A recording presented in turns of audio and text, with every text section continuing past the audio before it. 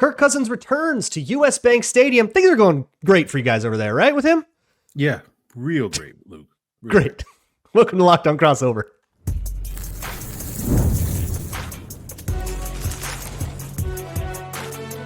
You are Locked On NFL Crossover, part of the Locked On Podcast Network.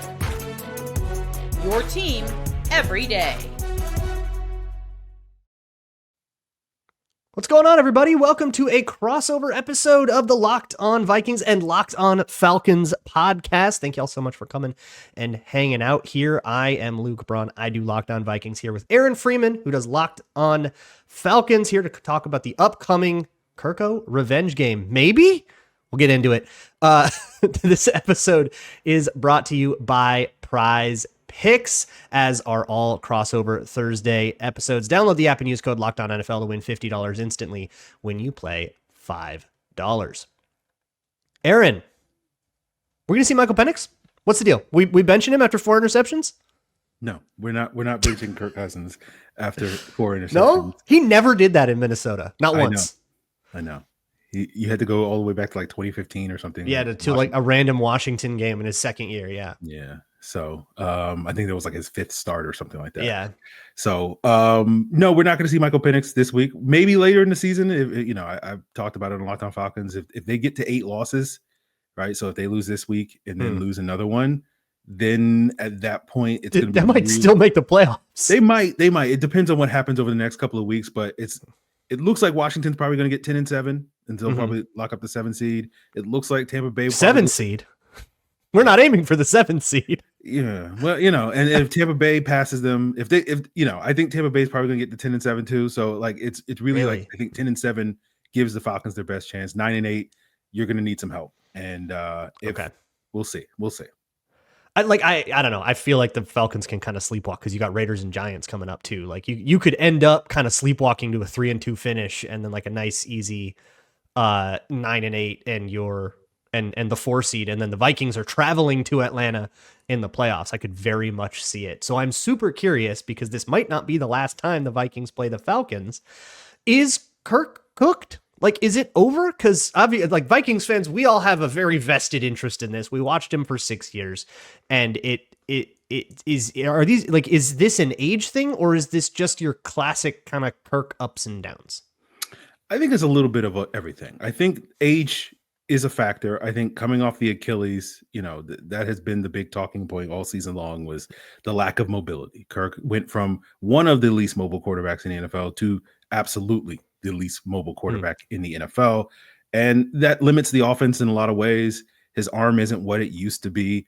It's not like he ever had this rocket sort of arm or anything like that. And so you take a little bit off of that. You take a little bit of the not being able to drive the ball off your back leg, all that stuff. Luke, about mechanics and footwork and all that stuff. Yeah. It inhibits things. I was kind of hoping he'd get past that though. Like it's been a while now. It did look like towards the middle of the season, he was sort of hitting that point where, that year and a half after the Achilles, it looked like he was doing some things, and it just hasn't necessarily progressed in that way. And so I think there's still hope that, maybe next year, but again, by the time we get to next year, if this season ends a certain way, like no one's going to care. No one's going to have any sort of patience for Kirk Cousins and whatever he's dealing with in 2025.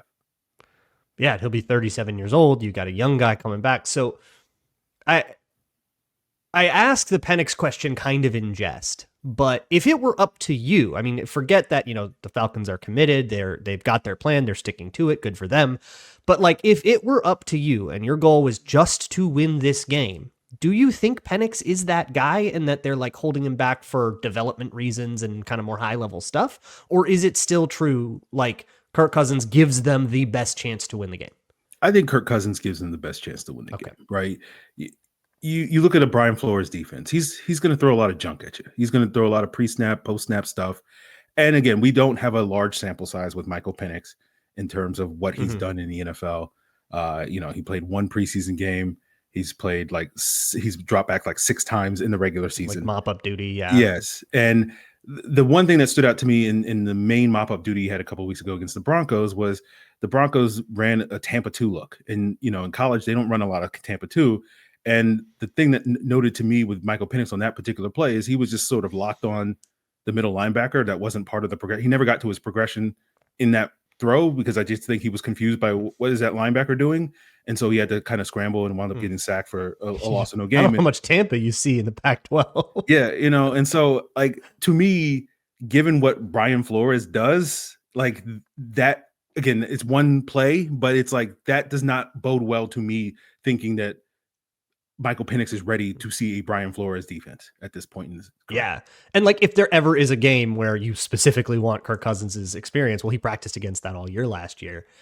And he, I mean, as an older quarterback, he's been around the block. He played Brian Flores other times, earlier in his career. So there's like, I definitely get that. I do want to just quickly get familiar with other aspects of the Falcons. Obviously, that offense, it runs through Bijan Robinson, guys like Darnell Mooney, Drake London, Kyle Pitts. We're all familiar with that via fantasy teams, if not just highlights and stuff. But defensively, I have no handle at all on the Falcons defense. And I feel like it has had some unbelievable days and then some absolute meltdown days. And I don't have any idea how to like reconcile like their Broncos game with like, I feel like they did great last week. Were it not for all the turnovers that put them in a bad spot. Right. Yeah, that's a fair way of looking at it. They are a classic bend but don't break defense. If you, with the basically you saw it earlier this season with the Rams defense, that's kind of how they want to play. They haven't been that effective playing that way this year, but they were early in the season. It was basically they were playing good enough football to put them in the position to win games, and then it stopped being good enough. And then last week, coming out of their bye week, they incorporated more man coverage. They used more dime defense. They were a little bit more aggressive blitzing on early downs. All hallmarks of not necessarily the Raheem Morris and defensive coordinator Jimmy Lake's defense that they've shown all year. More hallmarks of what the Falcons defense was a year ago under Ryan Nielsen. And it's basically a question. It's basically a question of whether or not this is going to be the trend moving forward for this defense, or are they just going to go back to playing the bend but don't break, playing a lot of zone, conceding easy completions, and just sort of hoping that once you get to third downs and the red zone, they'll be able to get stops. And it's the idea one little of trading, screw up and you're behind the chains and suddenly, it's and trading 5 yards touchdowns for field goals, that type of mentality that they have on defense. So, well, that kind of brings me to the Justin Jefferson question, right? There's one stud receiver that's clearly the 1A guy, and there are other threats on the Vikings offense. This is not like 2022 where if you stop Jefferson, you can stop the Vikings. But there is still clearly like a main guy. What is the plan there? What do the Falcons prefer to do against those kinds of offenses that run through one clear threat that's like the alpha of the offense? Do they bracket? Do they have a person that they trust for that? Do they just try to play the way that they play and just let him go off and say, we want to win the game anyways? What's their vibe? Yeah, I mean, they've been fortunate because they haven't really faced those sort of alpha receivers. Like A.J. Brown missed that Eagles game earlier in the season. I think the general vibe is that they're going to probably bracket. And I think the general vibe is they're going to try to do what some teams have been successful is like Justin Jefferson is going to get his. And if you can just keep Jordan Addison and TJ Hawkinson in check, that should be successful. That was, was it the Cardinals or the Bears game where both of those guys went off and they were able to keep Jefferson in check? Bears, where they kept Jefferson in check. We had 3 other players go over 100 yards and the Bears lost.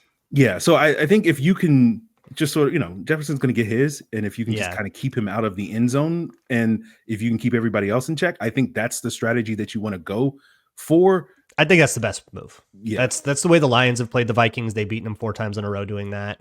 I think that's the way that teams have had like the most success against the Vikings. But I'm sure there's a lot more that Falcons fans want to know about the Vikings. Plus, Falcons fans, I have a pep talk for you. Okay, I'm here for you. We're going to be okay.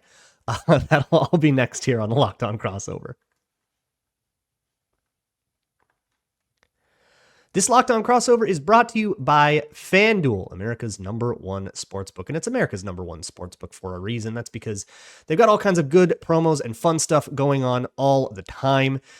Right now, if you are new, you can bet $5 on anything and get $150 in bonus bets if you win. Just go to FanDuel.com, sign up there, and you can get $150 in bonus bets if you win your first $5 bet. So when you get a hunch, Even if it's in the middle of a game, the FanDuel Sportsbook app gives you live sports, play-by-play, all the information that you need to make the right decision. If you make that right decision, you can get $150 in bonus bets if you win your first $5 bet. Lay it down on some, like the Eagles money line against the Panthers right now is minus 720. There's no juice to it at all. But assuming the Eagles actually beat the Panthers, which surely, right, at home, assuming that happens, then you can get you get 30 to 1 on it. $5 to 150 in bonus bets.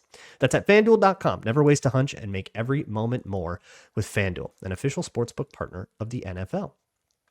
This episode is also brought to you by Hillsdale College. Hillsdale is a college in Michigan. They've got a brick and mortar campus there, but they are also offering a whole bunch of online classes you can take from wherever. They have a whole bunch of topics ranging from all kinds of stuff you would have gotten like social studies back in the day when you were a kid, or things like chemistry, math. There's a course that's just about A Christmas Carol for the holiday season, whatever it is that you're into. It's all free, and you can take it at your own pace with lesson plans, tests, videos, and take it however you want to take it. So if you're interested in that kind of thing, you can go to hillsdale.edu/lockedon to enroll in more than free online courses. Once again, that is hillsdale.edu/lockedon to register. There's no cost, and it's easy to get started. hillsdale.edu/lockedon. Moving right along here with the crossover episode of the Locked On Falcons and Locked On Vikings podcast. Aaron, I'm sure you have a whole bunch of questions about the Vikings and how things are going over here. But first, can I just talk to Falcons fans? I have a message, okay? Please. Look, we're here for you, okay? We've been here. All right? I know Kirk is coming off of a couple of, like, a total catastrophe. We've seen it. 6 years. This would happen every year. You'd have Kirktober.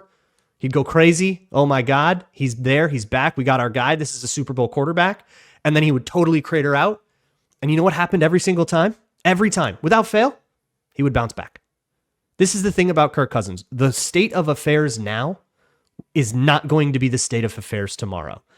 And part of that is what made me kind of not believe in him as the guy, and why I was pretty okay with letting him walk, because, hey, that's, you can't sustain a season like that, right? You can't go into a season with a quarterback is going to have a whole bunch of bad games and expect to be a Super Bowl contender. But in the moment right now, what you saw for the last two games, don't think for a second that it's what's going to happen on Sunday. And that applies whether it was a terrible game or a great game. Kirk Cousins, I made a whole chaos meter about it, okay? It's a week-to-week thing. And every single game starts 0-0 and is a totally new proposition. But I promise you, I feel like I'm like talking to an at-risk teen. It gets better. It gets better, okay? It comes around. It always does. We've seen it. We know where you're at. We know where your hearts are at, and we are here for you. Appreciate that, Luke. I really do. I really do appreciate that. I appreciate the chaos meter. We've been using it every week on the podcast. Good. Yes. I'm so excited. I'm so glad. So, it comes from a place, like, that's where it comes from. Like, yeah, I know where it comes from, but I think the Locked On Falcons listeners really need that reassurance from you. Yeah. I was just making fun of the New York Times, but now it's beyond, it's grown into more of a thing. Yeah. So, when we talk about this Vikings team, right? They're 10-2. Sam Darnold got off to a hot start. Has he kind of faded? I know that's been a narrative. What is your assessment of this Vikings offense at this stage in the season? The offense is, so Arizona got the better of them for probably 2.5 quarters last week, and Arizona's a pretty good team, and credit to them for that. I think outside of that, the last 3 games of the Vikings offense, humming. Oh my God. Sam Darnold hasn't thrown an interception in 3 games. Oh, this is supposed to be the whole thing of him, is that he's Mr. Turnover. And the Vikings have still found ways to turn the ball over. Aaron Jones has fumbleitis for the first time in his career, because the Vikings just cannot get ball security down for the life of them. It's just a Kevin O'Connell problem forever. But this is what I say on all of these crossovers. You will get a couple of turnovers. You just will. Congratulations.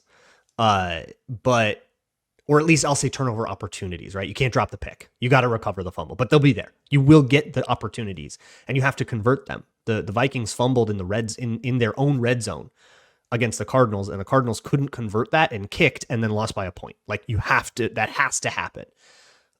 If you can be opportunistic, if you can strike while those irons are hot, that is the path for the Falcons to win this game.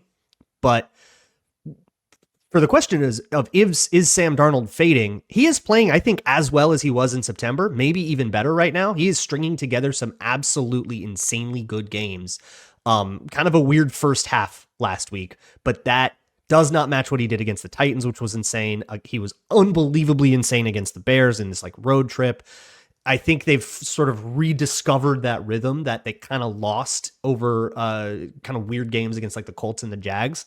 They've rediscovered some kind of rhythm. He's found a way. If Justin Jefferson is taken away, he has kind of found his way to TJ Hawkinson and Jordan Addison and these other guys. And we're ready to ride this dude for as far as he's going to take us. Yeah. I mean, when I look at this Vikings offense, I see a lot of challenges for this Falcons team. And my one hope is that they can get, turnovers. That's really it. That's kind of the thing. Hopefully Sam Darnold will have a couple of brain farts, as he is known to have. Hopefully Aaron Jones's fumble issues can continue. And as you said, they can sort of capitalize on that, because I don't see this Falcons offense going up against this Vikings defense and scoring a lot of points. They've really struggled this year against quality defenses. Pretty much any defense that's in top 15 DVOA, they're averaging like less than 14 points a game against that team. They only broken 20 points once against those defenses, and that's the Philadelphia Eagles, where they got 22. And basically their success in that game was they ran the ball down their throat, and then Kirk went off in the fourth quarter. I don't think that's going to be the formula for success. They're going to need to score a lot more points. And, I watched the Rams and Lions game earlier this season to find, some teams that had some success scoring against this Vikings defense, and hoping to see some common trends. It was hard to sort of see like, oh, this is how you score against this defense. So I'm hoping, Luke, that just for the, Locked On Falcons listeners, you can give them a little bit of hope about maybe a couple of vulnerabilities in this Brian Flores defense. Yeah, I do think there's a common thread between those couple of games. It's just vague. It's that both Jared Goff and Matt Stafford were able to push the ball downfield without holding the ball for very long, which is a great way to counter the blitz heavy stuff. And because of that, Brian Flores moved away from some of his more aggressive blitzing stuff. He still blitzed. He still did the thing that he does, but he was more conservative about the alignments, and he played things a little more straight up. And the Vikings just kind of didn't have the horses to keep up with those offenses in that world. I wonder if there's a lesson learned there. I'm very curious to see what Brian Flores does next time he plays the Lions, and maybe next time he plays the Rams, if that's how things shake out, because that very well could. But that's kind of how I felt that defensive little slump kind of occurred. Those are two really good offenses. But I also know Kirk Cousins, and that if you just straight up blitz Kirk Cousins, he has enough experience, I think, to find the hot. He wasn't always consistent about that in Minnesota, and when he didn't, I got really annoyed by it, because it's like, dude, you're in year 12 and you still have to like get to your check down. But he, like, it's there. He can do that if he's feeling it, and maybe this is the Kirko revenge game, right? Maybe this is where it comes in super fired up. We've seen a passionate, angry Kirk Cousins absolutely go off. And I remember, they played in Washington once a couple years ago, and Cousins, every other time he played Washington, it was at home. So that was the only time he actually went back to FedEx Field. So it was kind of a big deal. And he was very kind about it. And he said all the right things. He was more about like, oh, I'm like excited to see, he like said hi to a security guard. He remembered, he was excited to see some old friends and stuff. And the whole organization had turned over so much since he had been there that it wasn't really like a true revenge game. But then they won. And afterwards somebody was like, did it feel good? And he was like, yeah, it kind of felt good. Like it was in there. He just was being nice about it. So I don't know. I think he could, there is absolutely a world where where you just get total whiplash coming off of a 4-interception day, coming into US Bank Stadium, and suddenly you see the best of Kirk again. I'm absolutely not writing that off. Yeah, I that's my hope. That's my hope for this Falcon team. I'll be curious to see how they handle what Flores is going to throw at them. It's got to be like max protect. I think the teams that have done, 6, 7, 8 guys in protection have had the most success. And then that means you only have 2 or 3 routes and you have to call the right concepts against the right coverages. But a lot of times the Vikings only have 6 or 5 guys in coverage. So it's just sort of a smaller game and you find it and it almost simplifies the read and can make it easier. That's how those teams have been able to move the ball. Yeah, I'm very curious to see how the Falcons handle it, because like for me, I look at this Falcons offense and like Bijan is their sort of most dynamic playmaker, and a lot of times he can just get him the ball and let him do stuff. But because of all the blitzes that they throw, like they're gonna rely on some 6-man protections. And I don't know, check down to him in the flat and see if he can beat a corner. Feels like it could work. So I want to see them try to get him, and if that means putting both running backs in the backfield and letting Tyler Algier stay in to protect, so that they can allow Bijan to sort of get out in the route and do some damage against this Vikings linebacker group. That's what I would like to see. But how often can they sort of spam that to create, explosive plays or anything like that? We'll have to sort of see on Sunday. I think that's a great key to the game, and other keys to the game coming up next here on the Locked On crossover. This Locked On crossover is brought to you by Mint Mobile. Look, with a lot of big wireless providers, this whole thing is a racket. We know what it's about. They're going to suddenly skyrocket your price the second you step out of the store. Everything they have always promised to you never comes true, but that's not the case with Mint Mobile. You never have to worry about these kinds of gotchas. When Mint Mobile says $15 a month when you purchase a 3-month plan, they mean it. All plans come with high-speed data and unlimited talk and text delivered on the nation's largest 5G network. They are here for you with these premium wireless plans starting at $15 a month. You can use your own phone. You can bring over your contacts and your phone number, so no need to worry about that. And get 3 months of premium wireless service for $15 a month. So to get this new customer offer and your new 3-month premium wireless plan for just $15 a month, go to mintmobile.com/lockedonnfl. That's mintmobile.com/lockedonnfl. Cut your wireless bill to $15 a month at mintmobile.com/lockedonnfl. $45 upfront payment required, equivalent to $15 a month. New customers on first 3-month plan only. Speeds slower above 40 gigabytes on unlimited plan. Additional taxes, fees, and restrictions apply. See Mint Mobile for details. So you kind of mentioned a little bit, Aaron, about your envisioned path to victory. We can build like the path to the Falcons winning this game. It's that Kirk Cousins comes in, super fired up. He plays lights out. He's dialed in. He's hitting things in rhythm over the middle of the field, like vintage Kirk, like Kirk was doing right before he got hurt in Minnesota. Like we were kind of, our last memory of him was him in this like total all cylinders mode. He gets the ball out to Bijan Robinson, who can't be tackled. Defensively, the Falcons are able to get some pressure on them. I think the Vikings have a weak spot in their interior for sure. They're figuring out what they want to do at right guard. They've got Dalton Reisner in there right now. We'll go with shaky. Blake Brandel is also kind of a week-to-week proposition. So both the guards, you're attacking that. You're hitting them up the middle. Like that feels like the path to victory for the Falcons. Do I have that? Yeah. I mean, when I look at the 3 keys, you pretty much nailed it. You got to have some answers for Brian Flores, and we'll see what interesting wrinkles Zach Robinson can come up with. I think pressuring Sam Darnold is a big part. They had some success last week. They had 5 sacks, and previously they had like 10 sacks for the entire season. So maybe that's a trend that can continue, especially with the interior. I liked some of the blitzes that Arizona was throwing at Minnesota, and I want to see some of that aggressiveness. And then we talked about it earlier with the turnovers.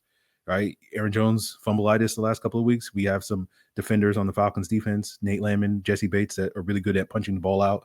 And then hopefully that pressure and whatnot, you can get Sam Darnold to make some mistakes, force some throws into, Justin Jefferson or whatever, and maybe AJ Terrell or Jesse Bates, does his usual cheating on it and jumps those throws and they get some turnovers. And as you say, capitalize on that with touchdowns as opposed to field goals.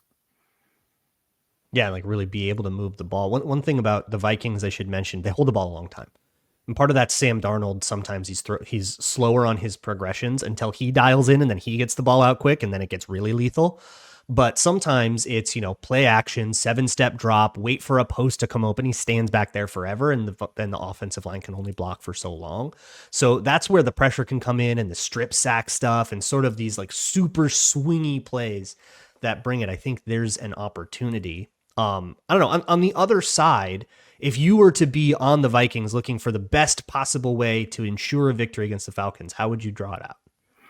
I'd throw I'd beat Brian Flores and I just throw a lot of blitzes at him because Kirk's not going to be able to move. So if we want him to, get the ball out quickly and clamp down on those underneath throws and whatnot, and force him to, hit those hot reads that, as you say, has been inconsistent hitting, that would be one strategy for that. And then basically with the defense, if the Falcons going to play their bend but don't break style of defense, like we're going to have a field day. Just pick and choose. Jordan Addison, TJ Hawkinson, Justin Jefferson. They're going to be open all game. So just, it's just basically like do whatever you want to do. Aaron Jones, get him out in the flat, let him do some things. So you have, a pick your poison type of offense if the Falcons are going to play that sort of soft coverage. So we'll see if they decide to sort of be a little bit more aggressive in their game plan like they were last week against the Chargers. But like that's kind of where I feel like you have options that you can win. Theoretically, Justin Simmons had a good game against TJ Hawkinson last year when he was with the Broncos, covering him. We haven't really seen a Justin Jefferson. We haven't. He was hurt last year. But Jordan Addison had a good game in that game. Hawkinson had a good game since his rookie year, then, huh? Which was I think the first Raheem Morris game. The interim head coach. Yeah, you're right. Right. But Kirk threw like 3 picks in that game, didn't he? Yeah, it was one of the worst Kirk Cousins games of his time in Minnesota. Yeah. How was he with the next week, Luke? Oh, gosh. I don't think he was bad. I don't remember. No, he went into a bye, and then they came out and beat the 2021 or 2020 Packers NFC Championship. Like they were like 14-2 that year, and we were one of the 2. They went into Lambeau and won that game, and then he like pulled it together. Okay, well, all right. Needed the bye to relax on that one, but that's what I'm saying. Like this absolutely, like the second you think you've got him pegged. He's going to do something that you didn't think he was going to do anymore. You cannot be a prisoner of the moment with Kirk Cousins. You'll be wrong a lot. A question I had on one of the things you said there with the blitzes and Kirk Cousins being like a statue in the pocket, right? We're very familiar with that, but how are the tackles, especially the left tackle around the blind side? Because sometimes you can get a strip sack that way. And the Vikings' main source of pressure, if it's not, unblocked blitzer or whatever, linebacker beating the running back, it's Jonathan Grenard off the edge and Andrew Van Ginkel off the edge. Those two guys have been playing Pro Bowl level football. So if the Vikings are, and they can probably isolate the tackles, maybe you get chip help, but you can, that also sort of contracts your offense in a way the Vikings would be happy with. So how are the tackles? Can they handle those challenges? It'll be interesting because Jake Matthews typically struggles against power. If you just bull rush him, you can sort of collapse the pocket. Caleb McGarry typically struggles against speed. So if you just, try to bend the edge. So we got a power guy and a speed guy. So that's fascinating. So like you have an opportunity if you can get those guys matched up. McGarry's been a little bit more susceptible to power this year because he's been dealing with a knee injury. And so he just doesn't have as strong a base. So you can kind of go through him before now than you could before. So the tackle play has not been a major issue, but at times it'll show up. There's been a bunch of times the last couple of weeks, especially, where they will give up a pressure at the inopportune time, and that will lead to a Kirk Cousins fumble. Fortunately for the Falcons, they've recovered a lot of those fumbles, but he has fumbled the ball quite a bit this year because of, he'll him do not that. being able to move in the pocket and all that stuff. Yeah. And the way I don't know if he's changed this. This is something he said in a clinic like 5 years ago.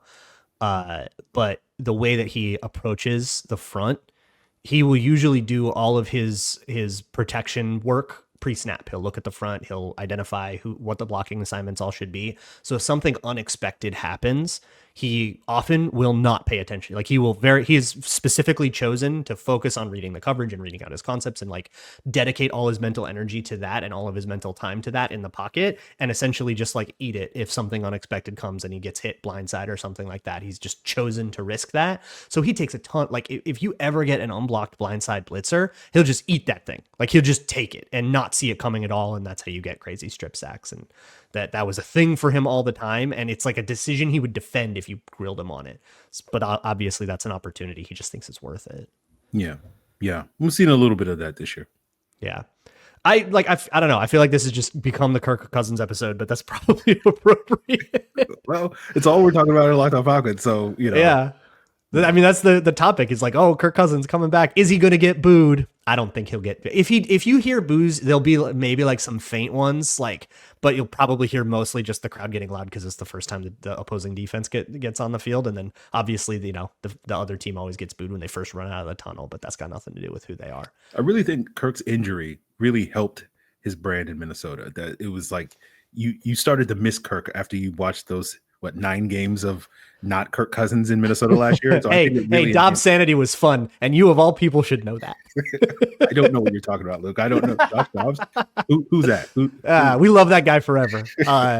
But it also helped that he went out on like 2 of his best games, like the San Francisco Monday Night Football, upsetting the eventual Super Bowl 49ers.